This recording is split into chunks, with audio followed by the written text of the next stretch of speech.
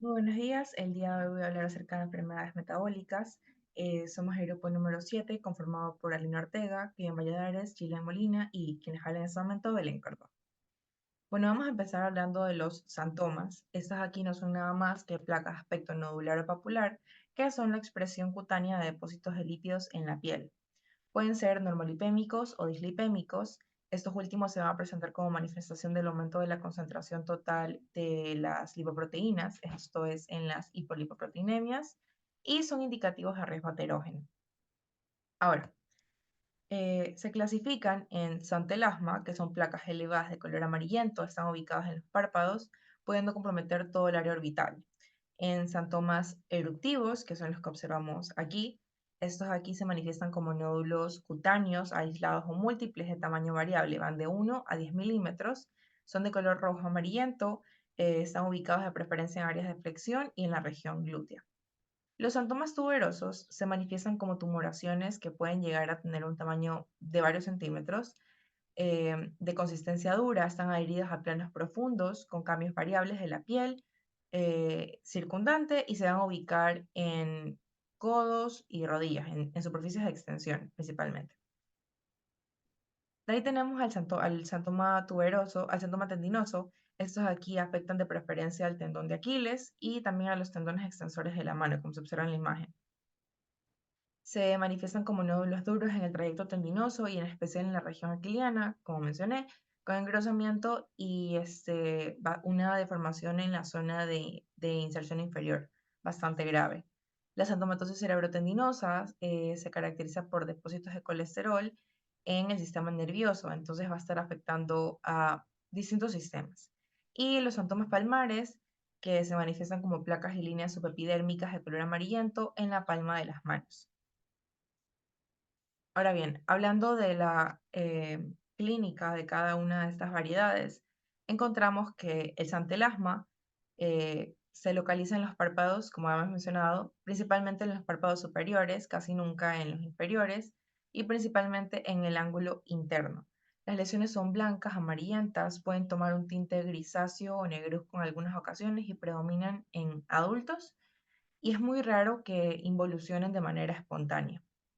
Ahora, los síntomas eruptivos aparecen de modo súbito por acumulación también de triglicéridos y pueden desaparecer con rapidez, al contrario que el santelasma, porque estos sí se desintegran con mayor facilidad que el colesterol. Las lesiones van a medir de 1 a 3 milímetros, son múltiples y tienen un parecido bastante, o sea, tienen bastante semejanza con lentejas o cabezas de alfiler de color amarillo, anaranjado o rosado en algunas ocasiones. Están rodeados de un halo inflamatorio y son indoloras. Pueden acompañarse también de prurito, son evanescentes y desaparecen al disminuir los lípidos. Predominan en nuca, en tórax, abdomen y extremidades. Hablando de los síntomas tendinosos, como has mencionado, predominan en el tendón de Aquiles, pero también están presentes en manos, pies, codos, rodillas y tobillos, miden 1 centímetro o más y están cubiertos de piel normal. Estos nunca van a desaparecer y pueden ser bastante dolorosos. Los síntomas tuberosos se forman por acúmulos de colesterol. Son formaciones hemisféricas irregulares, de consistencia bastante firme, un color amarillo anaranjado, no presentan dolor, son de límites netos y con un tamaño variable. Se van a localizar en superficies de extensión sujetas a traumatismos, como lo son codos, rodillas, tobillos y articulaciones interfalángicas. Y estas aquí en la fase aguda se denominan tuberos eruptivos porque suelen acompañarse de santomas planos también. Finalmente, los santomas planos son formaciones amarillentas que miden de 0,5 a 5 centímetros de diámetro. Apenas hacen un relieve, se pueden localizar en cabeza, cuello, tronco y extremidades. Persisten por un tiempo indefinido, son variedades los palmares y estriados que siguen los pliegues de flexión en manos y son placas apenas observables en forma de estrías de color amarillento. Tenemos una asociación de xantomas con alteración del metabolismo de los lípidos y aquí hay una clasificación, o sea, hay una asociación entre las hiperlipoproteinemias y los xantomas que se pueden presentar. Entonces, en la lipoproteinemia tipo 1 está relacionada con enfermedad autosómica recesiva que aparece durante la infancia por un déficit de lipoproteína lipasa, dando lugar a acúmulos de kilomicrones y triglicéridos y van a aparecer los síntomas eruptivos. De ahí, en la hipercolesterolemia tipo 2, también es un trastorno autosómico dominante en sujetos que carecen de receptores de LDL. Se acumulan lipoproteínas de baja densidad, se eleva el nivel de triglicéridos y aquí van a aparecer síntomas planos, santelasmas, síntomas tuberosos, tendinosos y un arco corneal prematuro. La hiperlipidemia tipo 3 está relacionada en cambio con síntomas tuberosos y tuberoeruptivos. Aquí hay una acumulación de kilomicrones, pre-beta lipoproteínas y lipoproteínas intermedias. En las lipoproteínas también van a existir ApoE2 en lugar de E3 y E4. Y la hiperlipidemia tipo 4 y 5. La 4 se observan elevadas pre-beta lipoproteínas y aparecen los síntomas eruptivos y palmares, y en la 5 se elevan los kilomicrones y pre-beta lipoproteínas. En la clasificación de lipidemias genéticas encontramos los distintos tipos del 1 al 5. El tipo 1 se clasifica como deficiencia de lipoproteína lipasa familiar. El tipo 2A, hipercolesterolemia familiar. 2B, hiperlipidemia combinada familiar. 3, disbetalipidemia familiar. 4, hipertrigliceridemia familiar. Y 5, hipertrigliceridemia combinada familiar. Ahora, hablando de la histopatología, en la dermis vamos a encontrar macrófagos espumosos llenos de lípidos que presentan un núcleo evidente. Pueden observarse células multinucleadas de tipo Tautón, eh, están por acá. Para la biopsia debe solicitarse un procesamiento especial para lípidos. Este material puede hacerse resaltar mediante tinción con rojo oleoso. Se realizan exámenes también que indiquen los niveles de colesterol, triglicéridos, electroforesis de proteínas, es necesario también solicitar. Se realiza observación del suero en reposo y refrigeración durante 24 horas. Se solicitan radiografías, serografías o ultrasonografías. Y bueno, para el tratamiento encontramos que es específico para cada una de las clasificaciones que encontramos. Entonces, las clasificaciones presentes de los síntomas.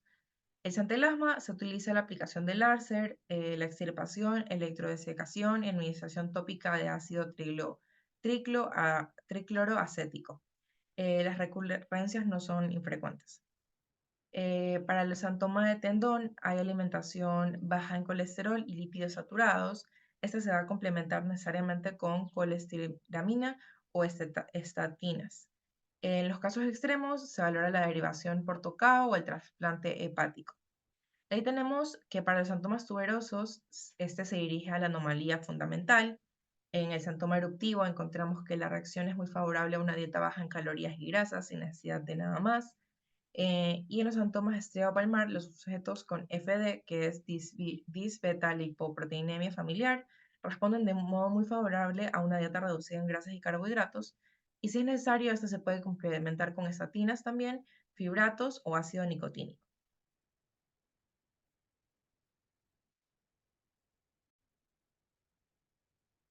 Bueno, ahora hablando acerca de la Acanthosis nigricans, encontramos que es una rara dermatosis, está caracterizada por lesiones simétricas, placas hiperpigmentadas, verrugosas e hiperqueratósicas de localización flexural, que ocasionalmente pueden afectar a las mucosas.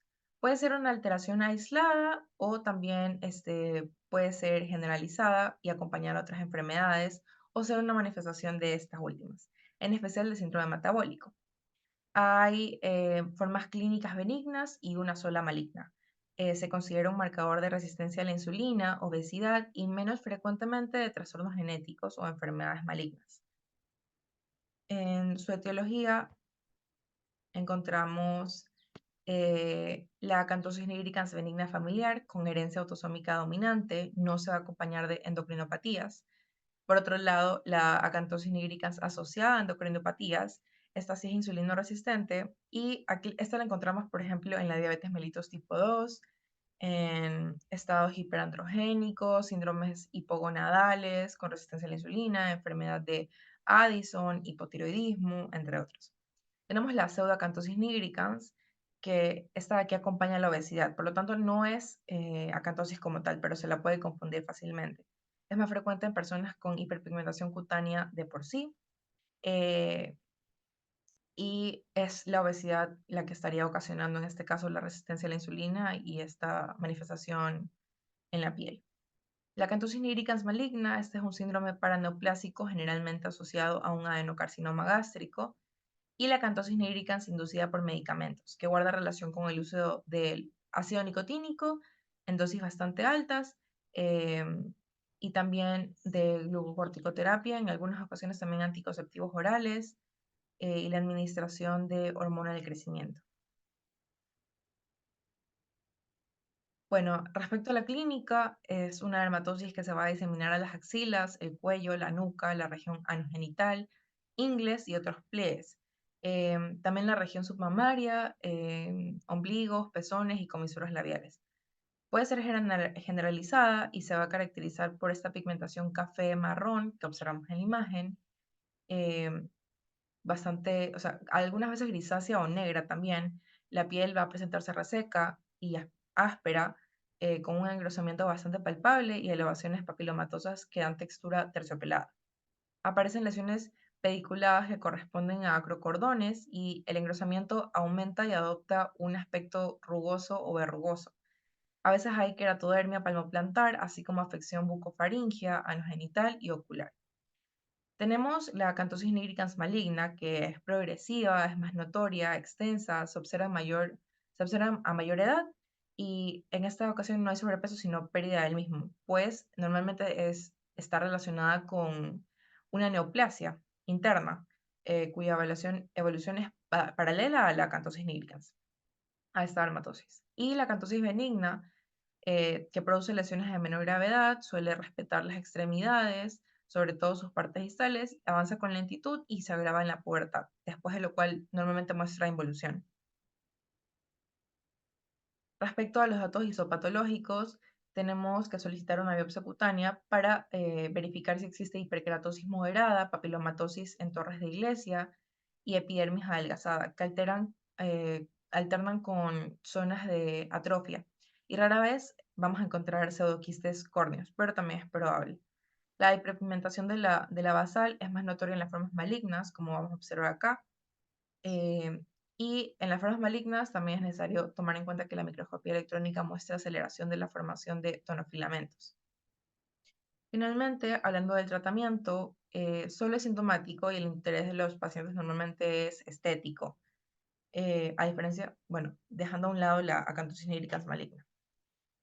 Se recomiendan antibióticos tópicos, retinoides, tópicos y sistémicos, queratolíticos, corticosteroides tópicos de muy alta potencia, y es necesaria la pérdida de peso, eh, que es un tratamiento bastante efectivo, el ejercicio físico y la corrección de la normalidad endocrinológica subyacente en caso de que exista.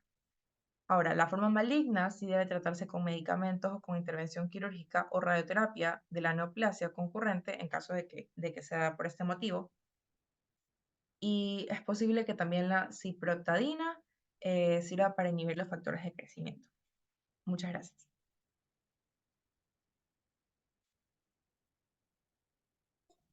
Perfecto, mi nombre es Jaime Valladares y yo ahora voy a hablar acerca del pioderma gangrenoso. El pioderma gangrenoso, por definición, es una patología cutánea, inflamatoria, crónica y muy poco frecuente. Aquí se va a caracterizar, como podemos ver, por nódulos, pústulas demasiado dolorosas que al romperse van a crear una úlcera, una lesión ulcerativa. El pioderma gangrenoso, por la etiología, vamos a encontrar que es actualmente desconocida y se ha propuesto unas alteraciones que se deben a la inmunidad tumoral o celular.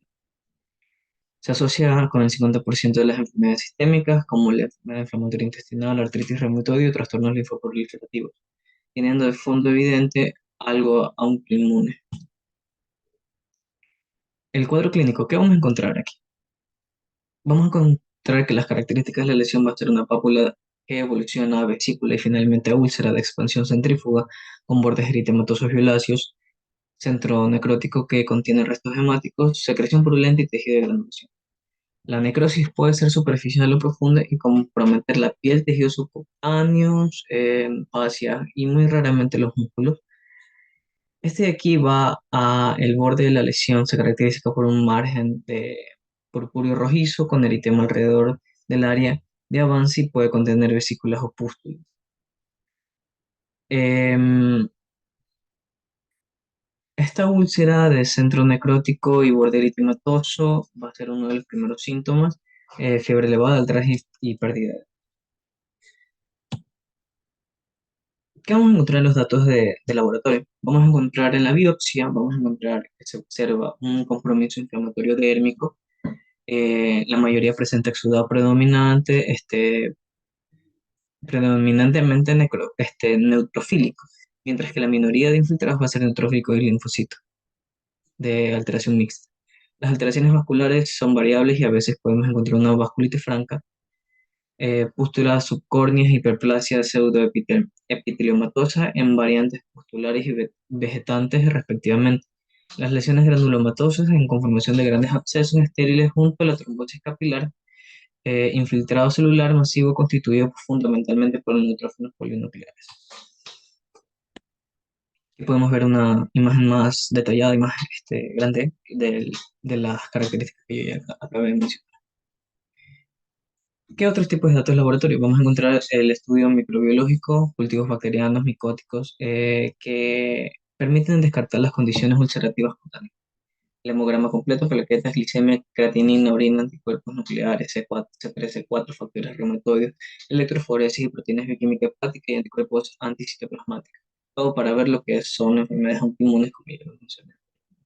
Retoscopía, colonoscopía y estudio radiológico intestinal y cultivo, en el cual el cultivo no crecen bacterias, sino micobacterias ni hongos. El tratamiento va a ser bastante amplio, ya que son enfermedades autoinmunes. Bueno, nos vamos a centrar en lo que es la salazopirina, sulfonas, como la dapsona, corticoides tópicos, intestinales o sistémicos, minociclina, eh, glucocorticoides sistémicos a dosis elevadas, becapleremina, factor de crecimiento derivado de las plaquetas recombinantes que estimula el reclutamiento quimiotáctico y la proliferación celular de la reparación de heridas y la formación de tejido granular. Desde aquí se recomienda, tras el desbridamiento de las heridas, aplicar una vez al día una capa fina y continua de un 0,1 centímetros de espesor, o sea, bastante fina, y retirar a las 12 horas. Mefalán es derivado de la mostaza nitrogenada con efecto alquilante, y este de aquí tiene una posología de 70 a 200 miligramos de metro cuadrado por IV por infusión. Y el micofenolato mofetilo disminuye los niveles de inmunoglobulinas y retrasa la hipersensibilidad. Una posología de 1 gramo por vía oral 2 veces al día. Siguiendo con los temas, la amiloidosis cutánea. La amiloidosis cutánea va a ser un depósito extracelular de proteína llamada amiloide, la cual va a afectar a varios órganos y tejidos alterando su funcionamiento. La sustancia amiloide puede depositarse de forma primaria en la piel o como fenómeno secundario asociado al depósito visceral. Pero de aquí vamos a hablar netamente de la primaria. La amiloidosis cutánea o primaria, depósito solamente cutáneo, como ya lo mencioné, se presenta de tres tipos: nodular, macular y líquen amiloide. Amiloide, líquen amiloide, vamos a tener un trastorno crónico en forma de erupciones papulares, como podemos ver aquí en una de las extremidades de la paciente. El amiloide macular son máculas pigmentadas de tamaño muy pequeño en regiones intraescapulares, tórax y extremidades. Y por último, el amiloide nodular o placas, que son placas únicas o múltiples con hemorragia. Su etiología. Su etiología va a ser variada, va a tener factores genéticos, ambientales y enfermedades subyacentes como la psoriasis. La amiloide cutánea se ha demostrado que son cadenas ligeras de inmunoglobulina como origen de amiloide, y se especula que las células plasmáticas son productores de este material como un proceso reactivo o un desorden neoplásico. La amiloidosis macular es más frecuente en sujetos de raza asiática, centro y sudamericanos, y la amiloidosis nodular aparece en sujetos de raza, especialmente en mujeres. En la biopsia vamos a encontrar de la amiloidosis cutánea se caracteriza por una presencia de término superficial, hialino, levemente eosinofílico, que aparecen fricciones de hematoxilina y eosina, y la sustancia amiloide presenta una elevada afinidad con el rojo Congo y otras tinciones. Podemos ver aquí otras imágenes de la amiloidosis cutánea con cortes y tinciones de hematoxilina y eosina, o como la birrefringencia verde manzana con bajo polarizada. Su tratamiento, aunque el tratamiento es bastante extenso, ninguno de estos tratamientos ha terminado de curar la enfermedad, eh, pero se centran netamente en lo que es o detener la producción de la proteína de la sustancia amiloide o erradicarla completamente. Cualquiera de esas dos van a ir direccionadas al tratamiento. Primero vamos a encontrar la ciclofosfamida, que sirve para la amiloidosis liquenoide y macular. Es un agente alquilante que produce entrecruzamiento de ADN y se recomienda de unos 5 miligramos kilogramos por violar una vez al día.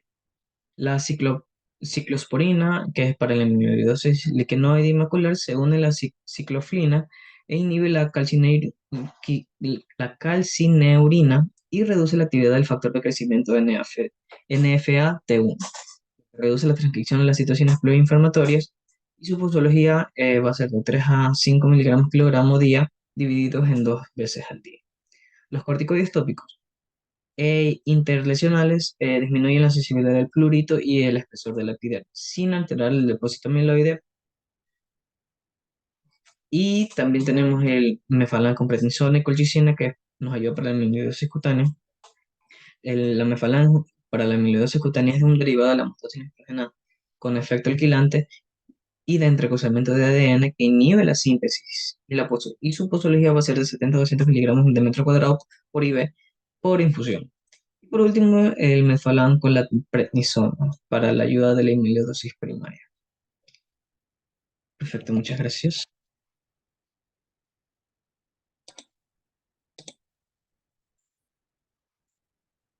Continuando con los temas de exposición, ahora hablaremos acerca de la sarcoidosis.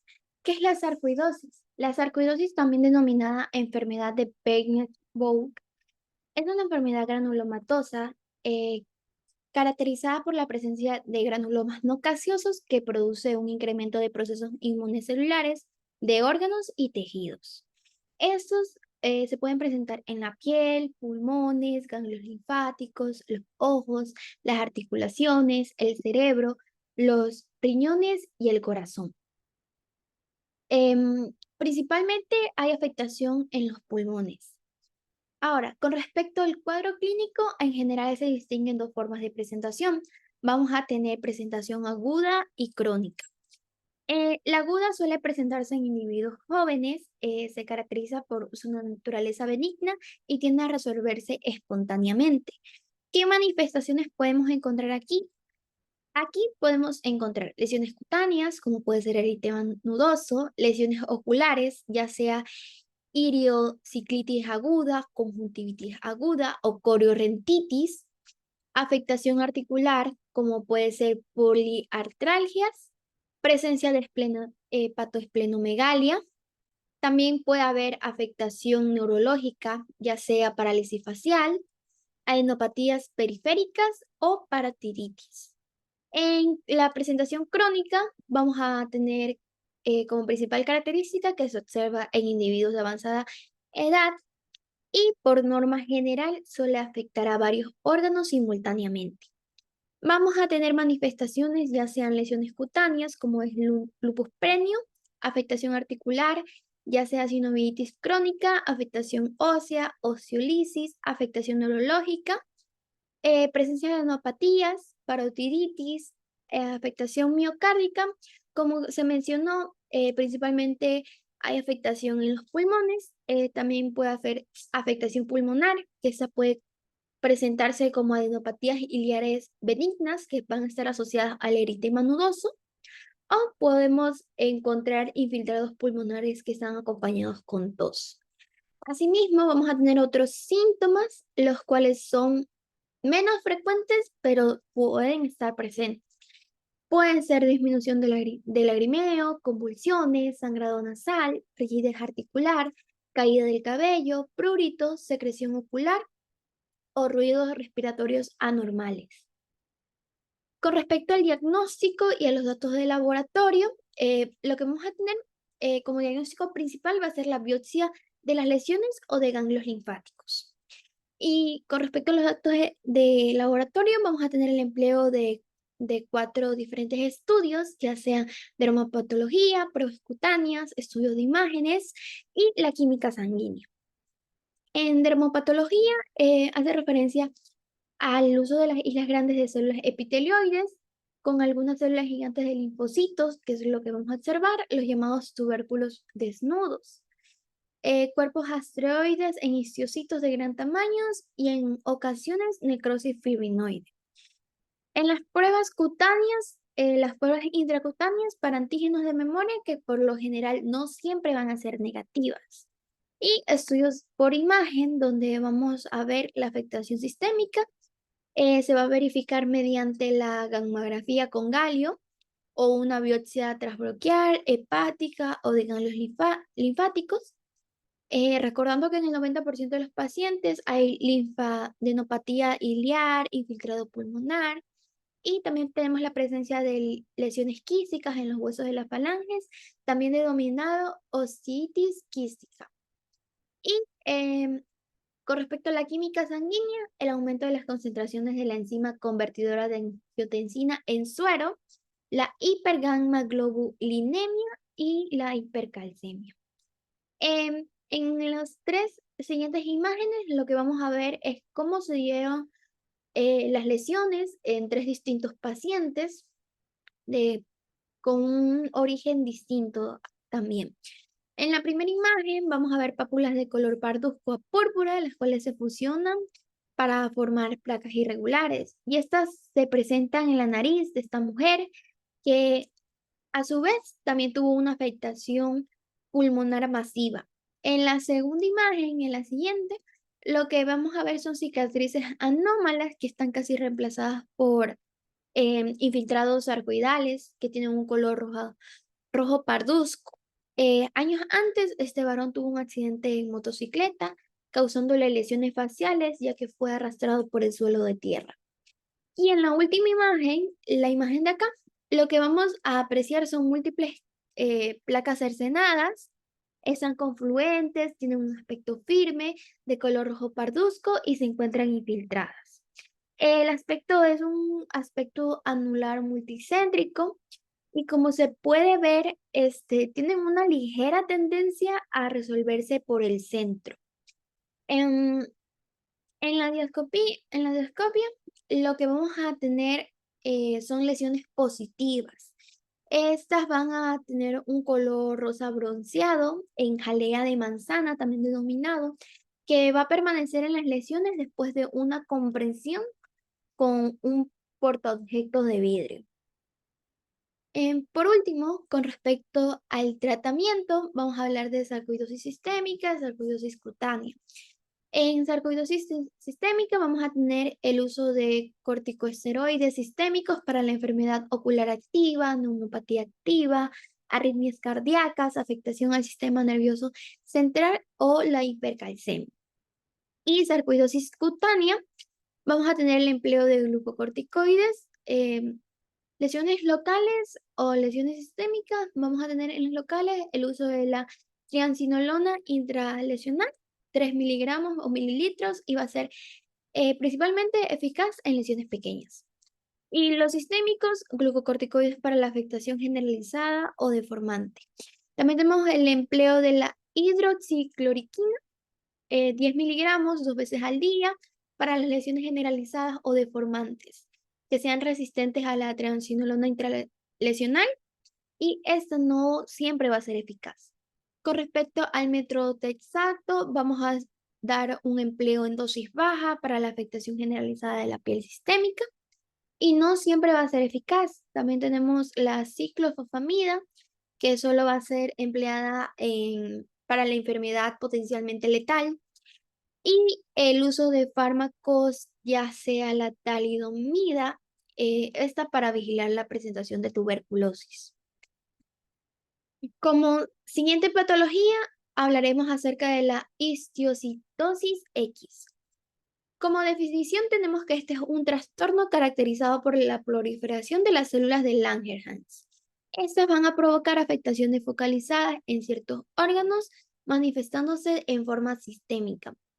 El término histiocytosis X ha sido utilizado para agrupar un espectro de 3 enfermedades distintas.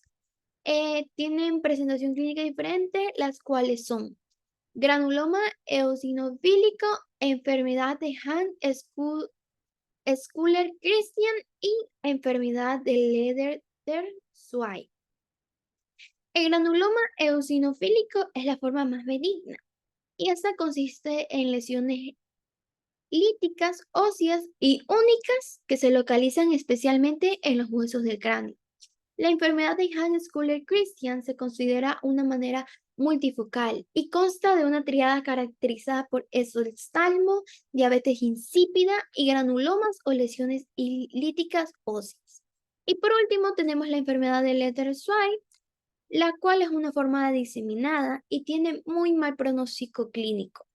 Con respecto a la etiología, tenemos que esto es un fenómeno autoinmunitario de causa desconocida y suele afectar a niños y adultos, pero es mucho más frecuente en niños de cualquier edad.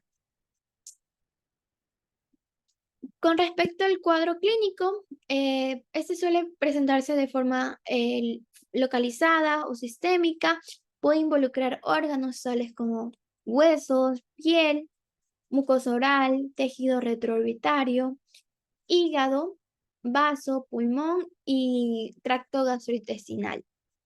Los síntomas, hay un 25% de pacientes que están asintomáticos en el momento de diagnóstico.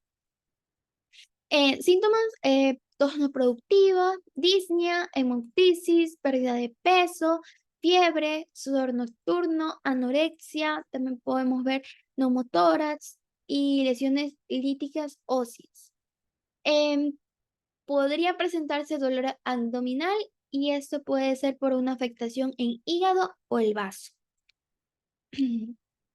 En las siguientes imágenes vamos a ver la enfermedad, la histocitosis de las células de Langerhans.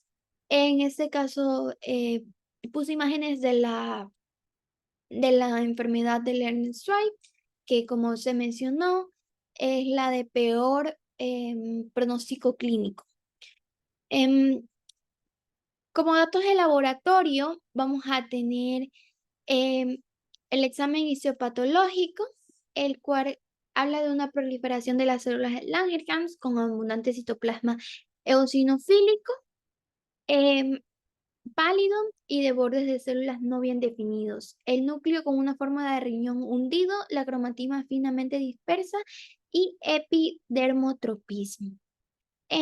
También se puede hacer por imágenes, radiografía, TAC y broncoscopía.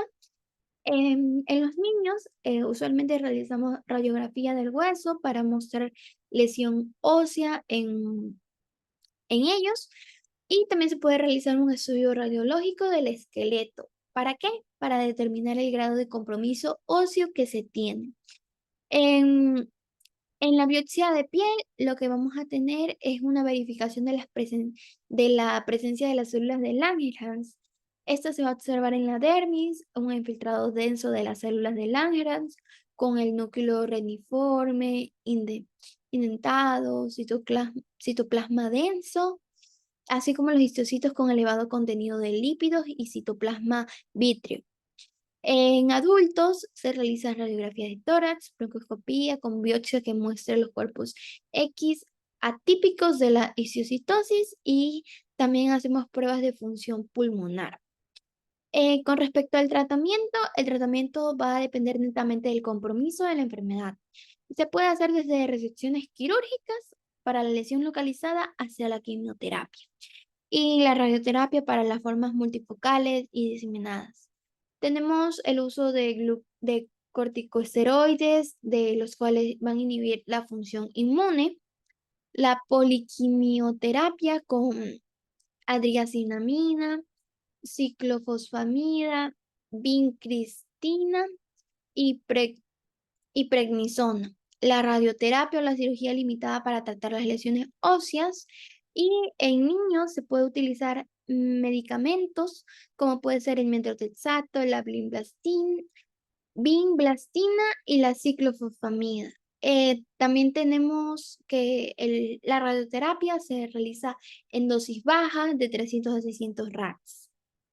Y por último, para las lesiones en la piel, los corticosteroides que están definidos como traculimus tópico, imiquimod, y en las estentas, puba o mostaza nitrogenada tópica y la talidomida oral. A continuación, mi compañero.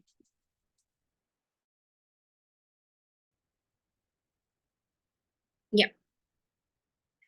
Continuando con las manifestaciones metabólicas, tenemos al prurigo. El prurigo como tal hace referencia a una irritación general de la piel. Esta vendría a ser un trastorno crónico caracterizado por un prurito generalizado e intenso. Tal y como podemos observar en la diapositiva, hay muchos tipos de pruritos, empezando por el prurigo por insectos, prurigo nodular de Hyde, el prurigo solar, el prurigo estival de Hutchinson y el prurigo del embarazo. En primer lugar tenemos el prurigo por insectos. Este viene a ser una dermatosis reaccional a la picadura de insectos. Es más común que se lo encuentre en niños y va a estar caracterizado por la presencia de pápulas, de ronchas y de costras hemáticas en la región lumbar y de las nalgas, además también de las caras externas de las extremidades. Este tipo de prurigo es causado por chinches, pulgas y también puede ser causado por otros ectoparásitos que no son tan comunes, como es el caso de la garrapata, de la tunja y de la tromidiasis. Luego tenemos el prurigo nodular de Hyde, o también denominado como nodularis. Esta viene a ser una dermatosis pruriginosa cuya causa es desconocida. Esta va a estar caracterizada por nódulos múltiples o solitarios que aparecen en las superficies de extensión de las extremidades, principalmente las extremidades inferiores, con tendencia a la simetría y en ocasiones llegan a ser generalizados y predominan en mujeres. Su evolución como tal es crónica por brotes y no existe tratamiento definitivo. Luego tenemos el prurigo solar, o también conocido como dermatitis solar. Esta viene a ser una fotodermatosis de las partes expuestas a la luz del sol. Tiene una evolución crónica y pruriginosa de un aspecto polimorfo y va a estar caracterizado porque al principio se va a poder observar eritema, pápula, costras hemáticas y ciertas zonas de eczema. También en el caso de que se encuentre en etapas tardías, predomina la liquenificación. Ya. Acerca del prurigo estival de Hutchinson, este constituye una variante de la erupción lumínica polimorfa y esta va a consistir en la aparición de pápulas excoriadas localizadas no solo en regiones expuestas, sino también en las zonas cubiertas que en ocasiones persisten los meses de invierno. Esta suele comenzar durante la infancia y, a diferencia de la erupción lumínica polimorfa, puede aclararse y esta no se va durante la vida adulta. Esta puede aclararse o no durante la vida adulta, sí. Luego tenemos, y por último tenemos el prurigo del embarazo, o también denominado como gestationis. Esta tiene una frecuente aparición de cambios vasculares, como es el caso de las arañas vasculares, o también denominadas como telangiectasias. Se va a presentar eritema palmar, la cual suele desaparecer en el posparto. Se produce una pigmentación generalizada intensa en zonas pigmentadas, como es en el caso de la areola, los genitales, la línea alba, y son muy frecuentes en la porción inferior del abdomen, y aquí predominan las excoriaciones. Ya. Con respecto a la clínica, en general estas lesiones consisten en pequeñas pápulas escoriadas que suelen localizarse en las caras extensoras de las extremidades, la porción superior del tronco y también en las nalgas, como se dijo anteriormente. Este trastorno es crónico y puede dar lugar a muchos años de evolución, a la formación de nódulos y comienza con un pequeño abón debido a la infiltración celular que se transforma en una pápula con vesículas en su superficie, denominada como seropápula, y esto causa un prurito muy intenso y casi siempre va a estar excoriada en lo que respecta a su centro. Ya. Ahora, con respecto al laboratorio, lo que se va a proceder a hacer es una biopsia cutánea. En la biopsia cutánea lo que se va a poder observar, en este caso laboratorista va a hacer una hiperkeratosis vertical que se la va a observar a manera de bloque y de gran espesor con una disminución de la granulosa en esos sitios. También va a haber presencia de tapones córneos, acatosis moderada e irregular. Y a nivel de lo que respecta a la dermis, va a haber infiltrados en focos o bandas de linfocitos, histocitos, eosinófilos y van a haber pocas células cebadas y plasmocitos. Los vasos se van a observar tortuosos y dilatados con un endotelio turgente y van a haber cambios neurales con hiperplasia de las fibras, con coproliferación de las células Schwann también. Ya. Con lo que respecta al tratamiento del prurigo como tal, se puede optar por el uso de esteroides tópicos, cuya utilidad es limitada. También el uso de antihistamínicos por vía oral, como la clorfeniramina, la ciproheptadina y la hidroxicina. También se pueden usar preparaciones tópicas inertes, como es el caso de la pasta del azar o el linimento de óleo calcáreo. También el uso de glucocorticoides y también se puede optar por el tratamiento con rayos UV. Y también aquí se menciona la psicoterapia, la cual logra respuestas variables. Ya. Como otra enfermedad metabólica tenemos el granuloma anular. ¿Qué es?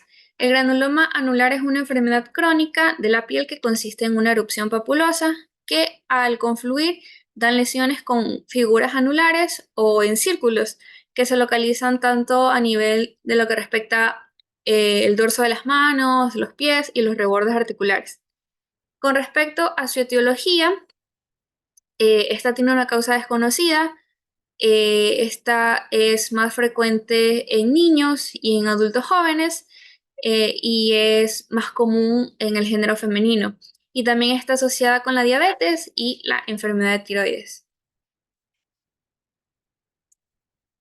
Con respecto a su clínica, la forma más común es el granuloma anular localizado. Además, hay 4 formas menos comunes. En el caso, estas formas son la generalizada o diseminada, la lineal y la perforante. En la generalizada, en esta forma debe realizarse una búsqueda con lo que respecta a diabetes mellitus. Y en el caso de la perforante, son muy infrecuentes y principalmente en las manos, umbilicación central seguida de costras y ulceraciones.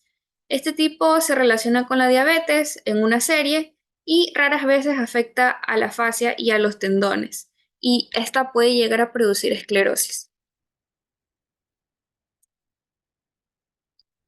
Ya. Con lo que respecta a sus síntomas, pues usualmente es asintomática, pero la erupción puede provocar una picazón leve. Se pueden observar anillos de protuberancias amarillentas, firmes y pequeñas en la parte posterior de los antebrazos, en las manos o en los pies también. Se pueden presentar anillos múltiples, pocas veces aparece en forma de nódulos firmes bajo la piel de los brazos o de las piernas. Ya. Ahora, con los datos del laboratorio, lo que se realiza es una biopsia de piel. En la dermis media y profunda se observa una placa colágena rodeada por una reacción histiocitaria. En ciertas ocasiones se observa una necrosis fibrinoides en el centro de la placa de colágeno y en el infiltrado se pueden encontrar células gigantes multinucleadas como un infiltrado tuberculoide. Ya. Con lo que respecta al tratamiento, el tratamiento puede ser tópico, o sea, es que el granuloma anular es un trastorno cutáneo local y no un marcador de enfermedad interna, y en la remisión espontánea es lo común, generalmente. Ningún tratamiento como tal es una opción si las lesiones no son deformantes, y estas lesiones se pueden resolver después de la biopsia como tal. Entonces, entre los principales tratamientos que se puede optar por el granuloma anular, tenemos el tratamiento tópico, en el caso de corticosteroides tópicos que se aplican bajo oclusión del plástico o hidrocoloide. Tenemos la triamcinolona intralesional en una dosis eficaz de 3 miligramos por mililitro en las lesiones, la cual viene a ser muy eficaz. Tenemos la criotomización, que es una terapia de congelación de la lesión con nitrógeno líquido, pero en ciertos casos, si se llegase a utilizar este tipo de tratamiento, puede producir atrofia. Tenemos la fotoquimioterapia con púa. Esta es eficaz en el granuloma anular generalizado. Y por último, se puede optar por el uso de corticosteroides sistémicos, que son eficaces en el granuloma anular generalizado, pero son frecuentemente a tener recidivas. Ya. Y por último, tenemos al síndrome de Behçet. El síndrome de Behçet como tal es una dermatosis inflamatoria crónica, neutrofílica sistémica, autoinmunitaria. Su origen como tal es desconocido, pero probablemente se piensa que se deba a una etiología viral.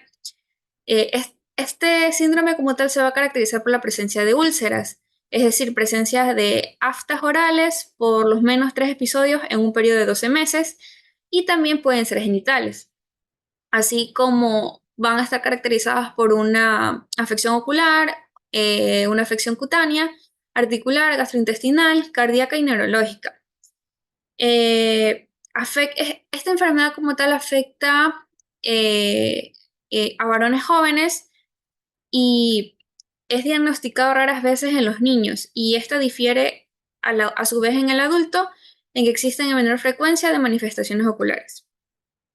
Con respecto a la etiología, bueno, ya se indicó antes que tiene una causa desconocida, no es algo específico como tal, pero esta es una enfermedad multisistémica de etiología desconocida. Se ha relacionado en el desarrollo de la enfermedad con diversas infecciones que incluyen la infección por el virus del herpes simple, causada por hepatitis C o el parvovirus B19. Con respecto a su patogenia, es en buena parte vasculítica y tiene una alta distribución. Presenta alteraciones en las respuestas inmunes mediadas por los linfocitos T. Y acerca de este síndrome como tal, tiene su clasificación a su vez, que se va a clasificar en mucocutánea, artrítica, neurológica u ocular. En el caso de la artrítica, tiene uno o más signos mucocutáneos. El, en caso de la neurológica, va a afectar lo que es el cerebro y algunas manifestaciones de los tipos 1 y 2 o todas. Y también va a haber como que manifestaciones oculares, como en el caso de uveitis, vasculitis retiniana, con algunas de las manifestaciones de los tipos 1, 2 y 3, o todas incluso. Su clínica. Ya. La clínica como tal se va a caracterizar por signos mayores como úlceras orales como primer síntoma. Este se va a observar en el 50 al 70% de los pacientes. Las aftas que presenta que van a presentar o que presentan los pacientes son aftas ovales de borde eritematoso y cubiertas en una membrana amarillenta. Tienen un tamaño y aspecto variable y duran 10 días sin dejar cicatriz. También, como se mencionó anteriormente, esta enfermedad está caracterizada por la presencia de úlceras y aparte de tener úlceras orales, va a tener úlceras genitales.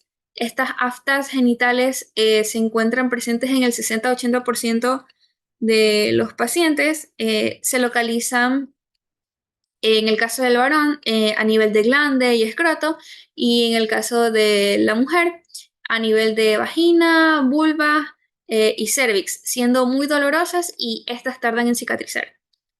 También tenemos las manifestaciones cutáneas, las cuales se observan en un 80% e implican pseudofoliculitis y pioderma gangrenoso. Y también hay implicaciones oculares, como se mencionó anteriormente, que son manifestaciones iniciales en el 10% de los pacientes y pueden afectar a nivel de uvea y a la retina.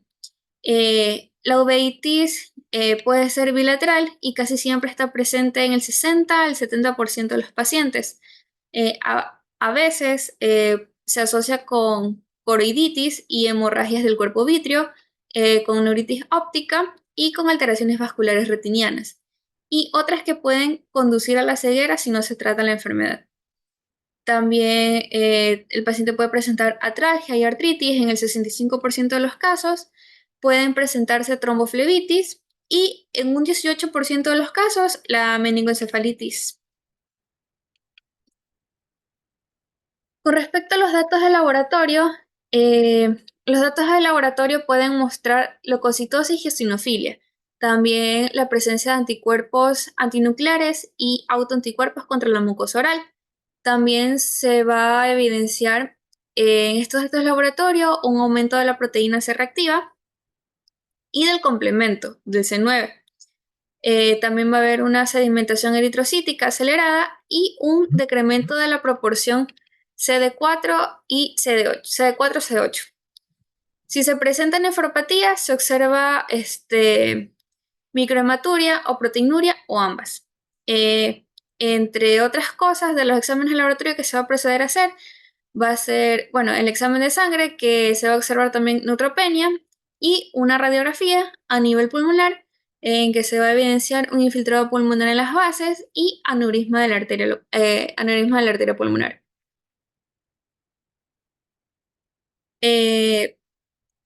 Otra cosa que casi se me olvidó mencionar es que existe un signo de adamantiades de Vejet, que hace referencia a la reactividad cutánea exagerada con formación de pápulas o pústulas, antígenos inespecíficos introducidos por escarificación y pinchazos estériles. En el 40-80%, sobre todo en áreas endémicas. Y por último tenemos el tratamiento. Como la causa de la enfermedad como tal es desconocida, este tratamiento se hace de acuerdo a los síntomas individuales que tenga cada paciente.